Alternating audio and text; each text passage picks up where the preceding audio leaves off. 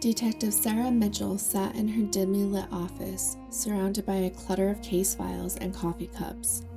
She had a reputation for solving the most challenging of cases, but there was one that continued to haunt her, a case that had remained unsolved for over a decade. It all started on a chilly October evening in the suburb of Willowsbrook. The area was known for its picturesque streets, where everyone knew their neighbors and crime was almost non-existent. But on that fateful night, everything changed. Emily Stevens, a 16-year-old girl with dreams of becoming a ballet dancer, vanished without a trace. She had been on her way home from dance practice when she simply disappeared into thin air. No one saw anything suspicious, no ransom notes, and no leads. It was as if Emily had never existed. During the investigation, Detective Mitchell had tirelessly pursued every lead, questioning every person who might have had a connection to Emily, and followed every shred of evidence. But the case remained open, and the town had grown to accept that Emily Stevens was gone forever. As Detective Mitchell sifted through the old case files, her phone rang, jolting her from her thoughts. She answered it to find a trembling voice at the other end. Detective Mitchell, we need you to come to the Stevens residence immediately. The masculine voice said. "What's going on?" Sarah asked. There was a hitched breath and the voice spoke in desperation. I can explain over the phone. Please, just come. Detective Mitchell grabbed her coat and rushed out of her office, heading straight for the Stevens house. When she arrived, the house was in disarray. Emily's parents, Peter and Laura Stevens, were in a state of distress. "What happened?" Sarah demanded, taking in the scene in front of her. Peter handed her a crumpled piece of paper. "We found this on our doorstep this morning," Laura said, her voice trembling. It's from Emily." Looking at the paper, it read, "Dear Mom and Dad, I'm alive, but I can't come back home. They're watching me, and I can't risk it. I love you both, but I can't explain right now. I'll find a way to contact you when it's safe. Please don't look for me. Love, Emily." Tears were welling up in Laura's eyes, and Peter clenched his fists. We have to find her. We need our daughter back. Peter all but demanded. Detective Sarah Mitchell nodded. "I promise you, we will look into it again, but we need to be careful. We don't know who they are that this note is referring to." The discovery of Emily's letter brought a renewed hope to Sarah. She immediately assembled a team of skilled investigators, including her trusted partner, Detective Mark Russo. Together, they combed through the evidence from the initial investigation and started re-interviewing witnesses. Emily had been involved with a group of friends, and the investigators soon learned that they had all received similar letters from her, instructing them not to look for her. One of Emily's friends, Lily, finally broke down and confessed that Emily had been acting strangely before her disappearance. She had been receiving mysterious phone calls and had become increasingly paranoid. Emily had confided in Lily about the dangerous secret she had stumbled upon, but refused to divulge any details.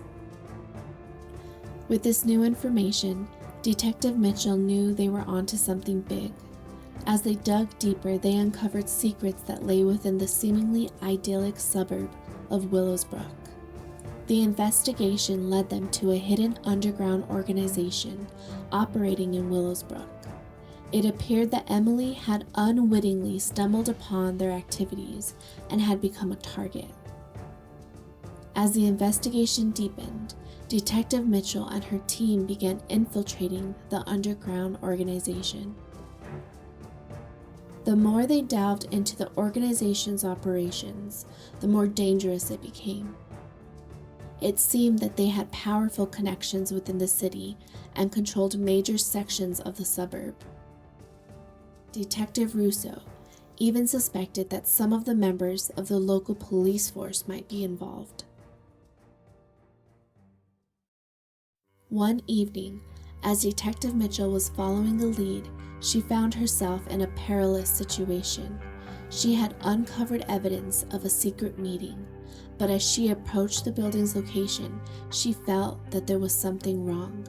Her gut was telling her to leave, but she was ambushed by a group of people. Before she could draw her gun, her world went black. When Detective Mitchell awoke, she found herself in a dimly lit room, her hands bound behind her back. Her head throbbed with pain and her badge and gun were missing.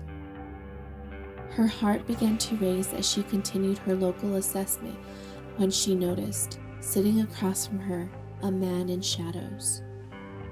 Meanwhile, Detective Russo, upon realizing that Mitchell hadn't checked in, felt a surge of worry.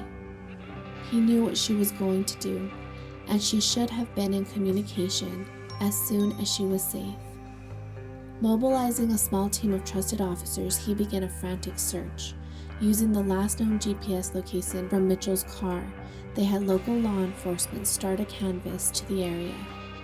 While Russo went to talk to his boss about using different types of ways to track a lost officer. Back in the dark room, the man began to speak.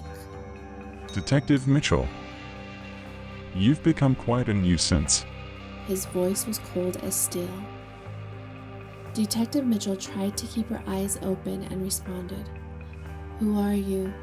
What do you want? Where is Emily?" That's what she was trying to say, but all came out was a slurred and gargled voice. The man chuckled and left the room. Sarah was stuck and she needed to find a way out. However, closing her eyes for a little while, she would hopefully relieve her headache. That should help her concentrate. The endless darkness was disturbed by a quick burst of light, and the door burst open. The SWAT team stormed in, and after the room was cleared, Russo rushed in with the medics. Mitchell, Russo called out as he rushed to her side, quickly untying her bonds. "Russo, they know you're on to them. We need to act fast," Mitchell said, her voice dry and rough. Russo nodded and went to inform his supervisors of what was happening. As they evacuated the building, Russo briefed his superiors on the situation. They grabbed what they needed to execute their warrants and make the raids now before the organization could regroup. Russo coordinated with the police force, beginning a large-scale operation. They executed a series of coordinated raids across Willowsbrook, but as time went on, each location revealed less and less. However, shortly after midnight, a critical discovery was made. On one of the raids that occurred on a secluded property on the outskirts of town, they found Emily Stevens.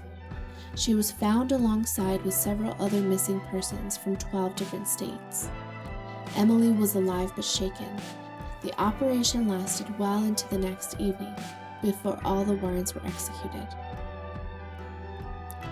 The organization's influence was rooted out from the community.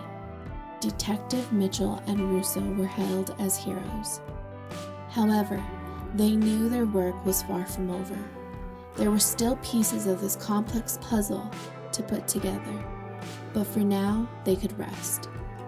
This was the last known case for Detective Sarah Mitchell. Her file is one of the few from the cold case cabinet without dust. Captain Carlo Russo takes it out every October and adds any new information. It's been about 9 years since Detective Sarah Mitchell vanished without a trace. Her car had been found abandoned on the side of the road. All of her belongings were neatly placed in the car, and the ring she used as a GPS tracker was lying on the dashboard. She had been on her way home after a night at work when she simply disappeared into thin air. No one saw anything suspicious, no ransom notes, and no leads. It was as if Detective Sarah Mitchell had never existed.